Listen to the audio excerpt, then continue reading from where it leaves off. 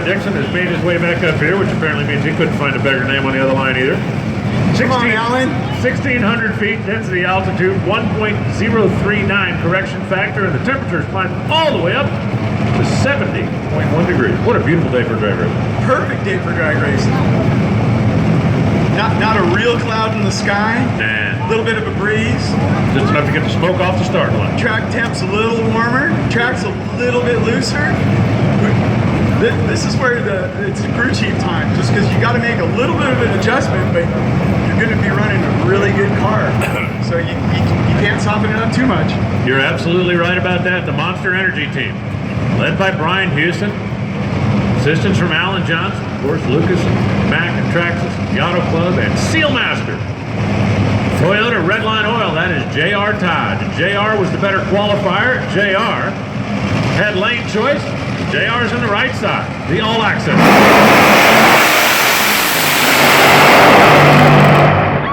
375, JR Todd, 324.36. Brittany Force goes 378 at 320.97 miles an hour. Reaction time was a 1 thou coin flip. That didn't play a role, but that Sealmaster car ran good on Friday night and has been running good every time down the racetrack since then. What a way to start round two. Yeah, they were certainly not taking the Alan Johnson and John Force Monster team lightly. Go out there, he had a great light, and just straight down the track. Got that win light just by a nose, too.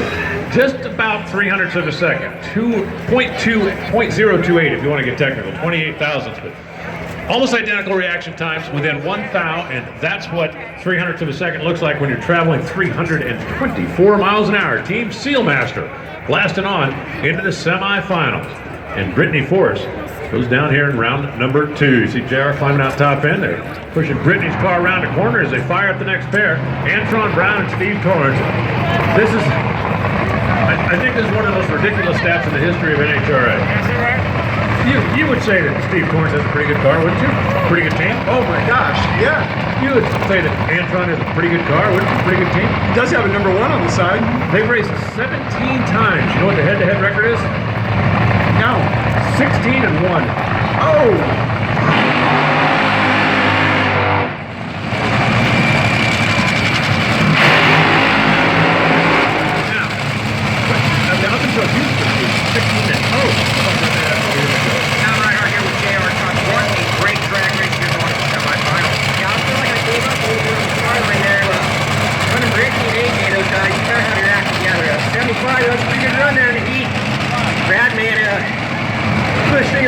So far this weekend, hopefully we can keep it going 2 more times and up against our teammate Doug and that Matt Jewell part of a good weekend. They are on opposite sides of the ladder, so that is potentially on the horizon, but there is a whole lot of nitro to burn before we get there. The Matco Tools U.S. Army car of Antron Brown had a 16-0 record head-to-head against Steve Torrance until Houston, when Steve busted through for his first ever round win against AB. So if I'm Steve, if I'm Capco Contractors, Rio Ammunition, I'm telling everybody, I'm on a streak. He is. He also had lane choice with the quicker run last time. He was the higher qualified car by 0.004 of a second. But these are 2 of the championship contenders, head-to-head, right here at Atlanta Dragway. Second round, the Summit Racing Equipment NHRA Southern Nationals.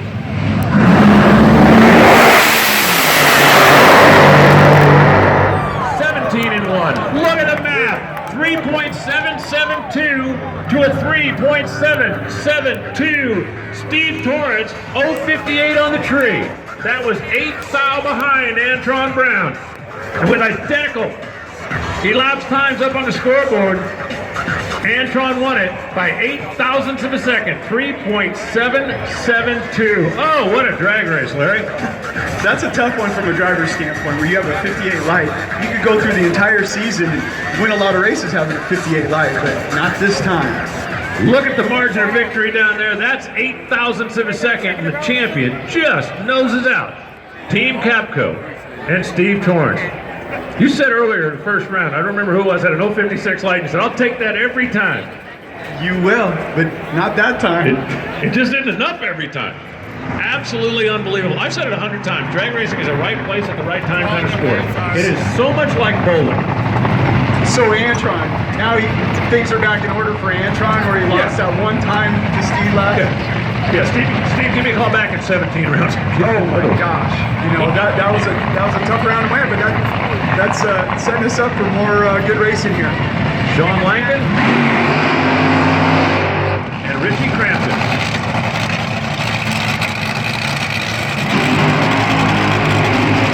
Just a minute ago, drag racing is a lot like bowling. I really feel that because think about it. In drag racing, there's no defense. Other guys, you just have to do better than that. You go up in your lane, do the best job you can. You hope to do it better than the guy in the lane next to you. And also, you don't have to beat everybody in the house. You just have to beat the guy in the other lane. I mean, if anybody that's ever done any bowling, you know that sometimes you go out there, you shoot 132, and somehow you win the game. And then there's days when you can go shoot 255, and you just get stomped. I mean, you got to be in the right place at the right time. Yeah, that's tough. There's 16 cars in the field. But if you're going to win the race, you're going to race 4 of them. Right, you beat 1 and half of them go home. Joe Costello. Steve Torrance and Antron Brown sharing a moment after identical elapsed times, 50 reaction time. Won it for you, AB. Hey, that's just a great race, and me and Steve on that Cap car, man, we went after in Houston, and he got us there, and it felt good to snuck this one out. This is serious in Top Fuel right now. So many cars ran 74s with 9 that last heat, and it's just tight racing right now. That's what makes NA Trademark drag racing so great. And I tell you what, the Macro Tools, US Army Toyota guys. Sean Langdon, left side, the red fuel, powered by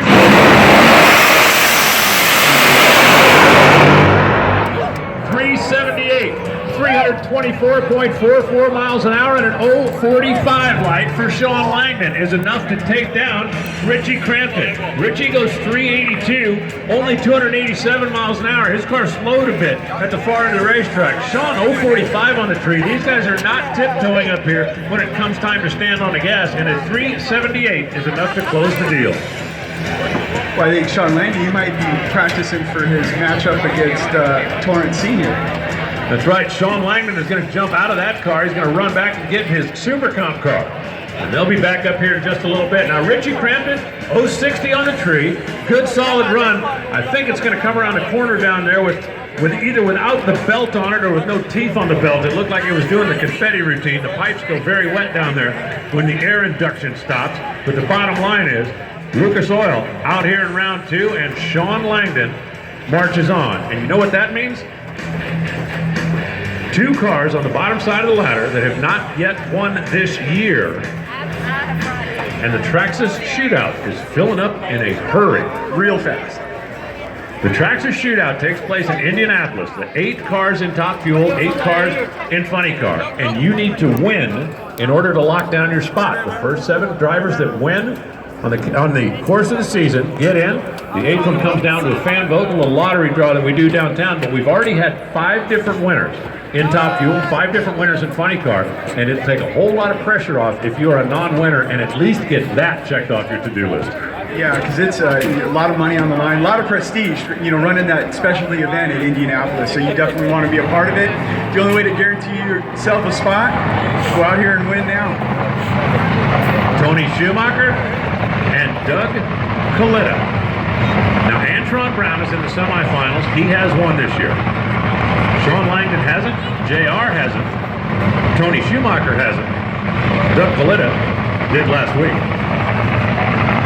The last race. Here comes the Army. Tony Schumacher.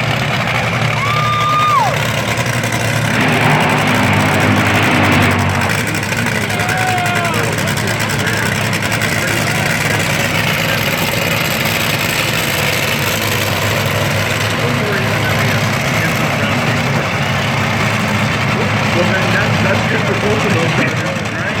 You're talking about 2 of the A-plus teams out here. Head-to-head, Tony Schumacher, 45 wins. Doug Coletta, 32 wins. In the 77 matchups they've had so far, this is number 78. The Army team this season has not been the Army team that we've been used to the last couple of years. I spoke to Tony about it at an event at the Shell Pennzoil headquarters down in Houston a couple of weeks ago. He made no bones about it. He said, we're not trying to catch up, we're trying to get ahead. We could go back to just exactly what we're doing last year, be in the thick of this thing. That's not the goal. Give some up now, and that buys us an advantage going into the countdown to the championship. We're willing to make the sacrifice. And that's, Mike Green is a smart guy. It's pretty hard to argue with what they're doing right now. And with the playoff format, it gives you a little bit of leeway to be able to do that. In the old point system, you couldn't give up a race, you couldn't give up a qualifying run. Now, you can step back a little bit to try and get 2 up.